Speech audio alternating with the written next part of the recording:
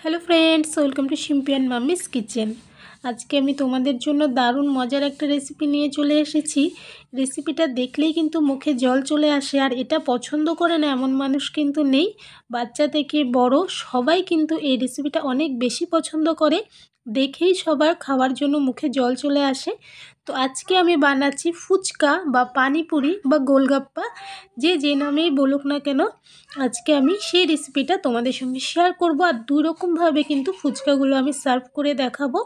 একটাই ডো থেকে আমি ফুচকাগুলো তৈরি করব, তবে দুই রকম পদ্ধতিতে আমি সার্ভ করে দেখাবো তোমাদের। দারুণ মজার রেসিপি, অবশ্যই পুরো রেসিপিটা দেখো, আশা করছি তোমাদের অনেক ভালো লাগবে। তো কথা না বলে চলো রেসিপি শুরু করা যাক। ফুচকা বানানোর জন্য সবার প্রথমে ফুচকার ডোটা তৈরি করে নেব। তার জন্য এখানে আমি 1 কাপ নিয়েছি ময়দা। তোমরা চাইলে আটা ময়দা মিক্সড করেও নিতে পারো। সঙ্গে হাফ কাপ আমি দিয়েছি সুজি। অবশ্যই কিন্তু ময়দার সঙ্গে সুজি দেবে। এর সঙ্গে পরিমাণ মতো দিয়েছি লবণ, আর খুব সামান্য একটু আমি দিয়েছি বেকিং সোডা। এতে করে কিন্তু ফুচকাগুলো অনেক বেশি ক্রিস্পি হবে। এবার সব কিছুকে খুব ভালো করে হাত দিয়ে মিশিয়ে নিয়েছি। আর এই ডোটার মধ্যে কিন্তু তেলের কোনো প্রয়োজন নেই। এবার এর মধ্যে হালকা গরম জল দিয়ে আমি কিন্তু ডোটা তৈরি করে নেব। আর অল্প অল্প করে জল দিয়ে ডোটা তৈরি করব, কেননা এই ডোটা একটু শক্ত করেই তৈরি করতে হবে। তাই অল্প অল্প জল দিয়ে আমি কিন্তু ডোটাকে তৈরি করে নিচ্ছি। দেখো, এদিকে দেখো ভালো করে মেখে আমি কিন্তু ডোটাকে তৈরি করে নিয়েছি। এটা এখন কিন্তু নর্মাল রুটি পরোটার জন্য যেমন আমরা ডো তৈরি করি তেমন করেই কিন্তু তৈরি করেছি। এটাকে 15 থেকে 20 মিনিটের জন্য আমি ঢেকে রেখে দেবো।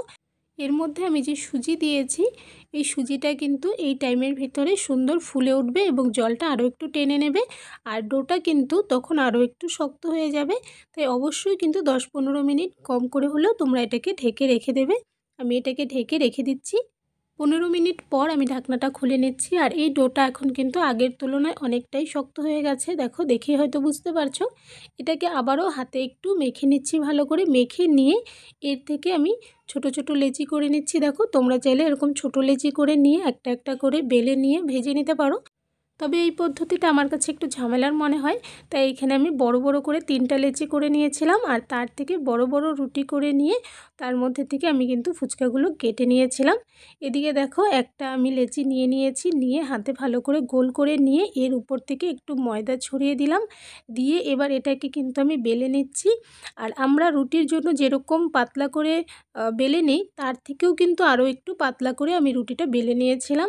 আর বেশ বড় করে বেলে নিয়ে তারপর কেটে নিলে কিন্তু খুব ইজি হয়। আর এই ডোটা যেহেতু বেশ অনেকটাই শক্ত, তাই এটা বেলতেও কিন্তু একটু সময় লাগে। তো এখানে একটা রুটি আমার বেলে নেওয়া হয়ে গেছে। ছোট আমি একটা গ্লাস নিয়েছি।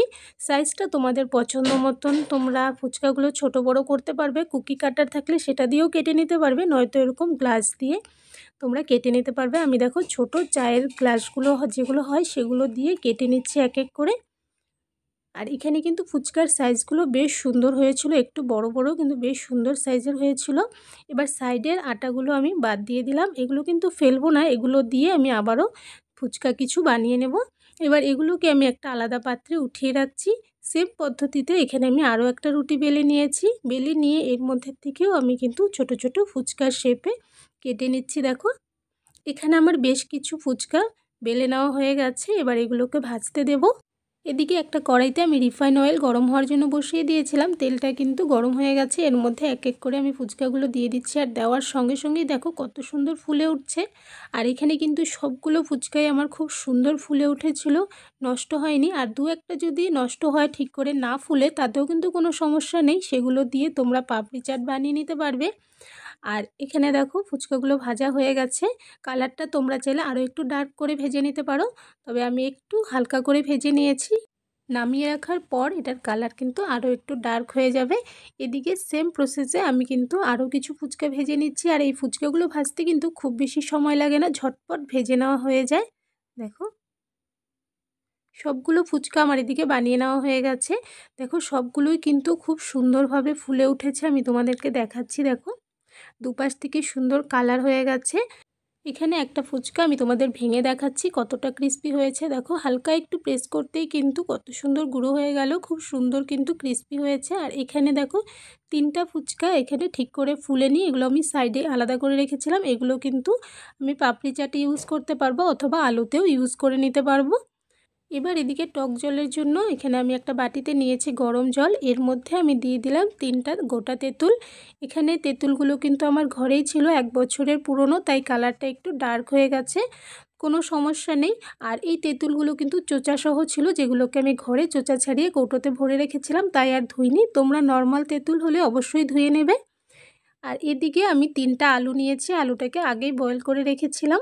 এবার আলুগুলোকে এই চামচের সাহায্যে খুব ভালো করে আমি কিন্তু ম্যাশ করে নিচ্ছি, তোমরা ম্যাশার দিয়েও এটা ম্যাশ করে নিতে পারবে। আলুগুলো ম্যাশ করে নেওয়া হয়ে গেছে। দেখো এর মধ্যে আমি দিয়ে দিচ্ছি কাঁচা লঙ্কা, 5টার মতো কাঁচা লঙ্কা আমি নিয়েছিলাম, যেটাকে কুচি করে আলুর মধ্যে দিয়েছি, সঙ্গে পরিমাণ মতো লবণ দিয়ে দিলাম। এর মধ্যে আমি দিয়ে দিচ্ছি ভাজা মশলা, এখানে ধনে, জিরে, মৌরি, জৈন এবং শুকনো লঙ্কা একসঙ্গে ভেজে গুঁড়ো করে নিয়েছিলাম, সঙ্গে একটু শুকনো লঙ্কার গুঁড়োও দিয়েছি, তোমরা চাইলে স্কিপ করতে পারো। আর এই ভাজা মশলার কারণেই কিন্তু ফুচকার দোকানের ফুচকাগুলো দেখবে এত সুন্দর একটা ফ্লেভার আসে। এখানে 2 চামচের মতো দিয়ে ভালো করে মিশিয়ে নিয়েছি, সঙ্গে যে ফুচকাগুলো আমার ঠিক করে ফুলেনি সেগুলোকে ভেঙে আমি এই আলুর মধ্যে দিয়ে দিলাম, তোমরা চাইলে দিতে পারো অথবা বাদ দিতে পারো। সঙ্গে এখানে আমি গ্রিন মটর লবণ জলে হালকা একটু বয়েল করে নিয়েছিলাম, সেই গ্রিন মটরটাও আমি এর মধ্যে অ্যাড করে দিয়েছি, দিয়ে ভালো করে মিশিয়ে নিয়েছি। সঙ্গে এখানে আমি আরও 1 চামচ গুঁড়া মশলা দিলাম, আমার একটু মশলা কম মনে হচ্ছিলো, তাই এখানে আরও 1 চামচ আমি দিয়েছি। এর সঙ্গে আমার ঘরে বানানো ছিল তেঁতুলের চাটনি, সেটাও আমি অল্প অ্যাড করেছি, করে ভালো করে মিশিয়ে নিচ্ছি। এদিকে দেখো আলুটা কিন্তু আমার রেডি করে নেওয়া হয়ে গেছে, একদম পারফেক্ট হয়েছে আলু। এবার এদিকে আমি তেঁতুলটা নিয়ে নিলাম, যেটা আমি গরম জলে ভিজিয়ে রেখেছিলাম। এই তেঁতুলটাকে কিন্তু আমি ভালো করে চটকে এর পাল্পটা বের করে নেব, এবং বাকি আমি এই বীজগুলো কিন্তু ফেলে দিচ্ছি। এদিকে একটা বাটিতে আমি নিয়েছি বেশ অনেকটা জল, নর্মাল ঠান্ডা জল নিয়েছি, সঙ্গে পরিমাণ মতো দিয়েছি লবণ, সঙ্গে সেই ভাজা মশলার গুঁড়ো আমি 2 চামচ দিয়েছি। এর সঙ্গে তেঁতুলের টক জলটা আমি দিয়েছি বেশ অনেকটা পরিমাণ, তোমরা এটা পরিমাণ বুঝে দিয়ে নেবে। সঙ্গে আমি অল্প লাল লঙ্কার গুঁড়ো দিয়ে দিলাম ঝালের জন্য, তোমরা চাইলে স্কিপ করতে পারো অথবা কাঁচা লঙ্কা কুচিও কিন্তু অ্যাড করতে পারবে। ভালো করে সব কিছুকে মিশিয়ে নিয়ে এর মধ্যে আমি দিয়ে দিলাম শুকনো বুন্দিয়া, যেটা নামকিন হয়, সেটা আমার কাছে ছিল তাই দিয়েছি, তোমাদের কাছে থাকলে দেবে, নয়তো স্কিপ করতে পারো। এদিকে জলও কিন্তু আমার রেডি হয়ে গেছে, আলুও রেডি হয়ে গেছে। এবার আমি একটা ফুচকা নিয়ে নিলাম, নিয়ে ভেঙে নিলাম মাঝখানটা, আর কতটা ক্রিস্পি হয়েছে দেখো, সুন্দর কিন্তু একদম ফুচকার দোকানের মতন কিন্তু মাঝ বরাবর সুন্দর ভেঙে যাচ্ছে। এভাবে করে এক এক করে আমি ফুচকাগুলোকে মাঝখানটা ভেঙে নিয়ে এর মধ্যে আলু ভরে আমি একটা প্লেটের মধ্যে উঠিয়ে রাখছি। সবগুলো ফুচকা আমি এভাবে রেডি করে নিচ্ছি। এদিকে ফুচকাগুলো কিন্তু আমার রেডি করে নেওয়া হয়ে গেছে, দেখো আমি এখানে টক জলের সঙ্গে পরিবেশন করেছি, আর সঙ্গে আমি চাটনি দিয়েও কিন্তু অবশ্যই পরিবেশন করব। যেই তেঁতুলের চাটনিটা আমি আলুতে অ্যাড করেছিলাম সেই চাটনি দিয়ে, ওটাও কিন্তু দারুণ লাগে খেতে। আর আমার এই ফুচকা রেসিপি তোমাদের কাছে কেমন লাগলো অবশ্যই কমেন্টসে জানিও, ভালো লাগলে লাইক করো, শেয়ার করো বন্ধুবান্ধবদের সঙ্গে। আমার চ্যানেলে নতুন হয়ে থাকলে চ্যানেলটাকে প্লিজ সাবস্ক্রাইব করে নিও, সাবস্ক্রাইব করে পাশে থাকা বেল আইকনে অল বাটনসে প্রেস করে নেবে, তাহলে আমার চ্যানেল আপলোড করা যে কোনো নতুন ভিডিও নোটিফিকেশন কিন্তু সবার প্রথমে পেয়ে যাবে। টক জল দিয়ে ফুচকাটা তো দারুণ হয়েছিল খেতে, সঙ্গে এদিকে দেখো তেঁতুলের চাটনি দিয়ে ফুচকা, এর মধ্যে আমি উপর থেকে অল্প ভুজিয়া দিয়েছিলাম, দারুণ হয়েছিল খেতে, দেখেই কিন্তু মুখে জল চলে আসবে। আর খেতেও কিন্তু অসাধারণ মজার, এরকমভাবে ঘরে বানিয়ে নিলে দোকানে গিয়ে কিন্তু আর ফুচকা কিনে খাওয়ার কোনো দরকার পড়বে না, ঘরেই কিন্তু খুব সহজেই ঝটপট বানিয়ে নেওয়া যাবে। অবশ্যই এই রেসিপিটা তোমরা ট্রাই করে দেখো, অবশ্যই তোমাদের ফুচকা কিন্তু পারফেক্ট হবে। আর এরকম আরও একটা রেসিপি নিয়ে আবারও তোমাদের সঙ্গে দেখা হবে, আজকের জন্য বাই বাই।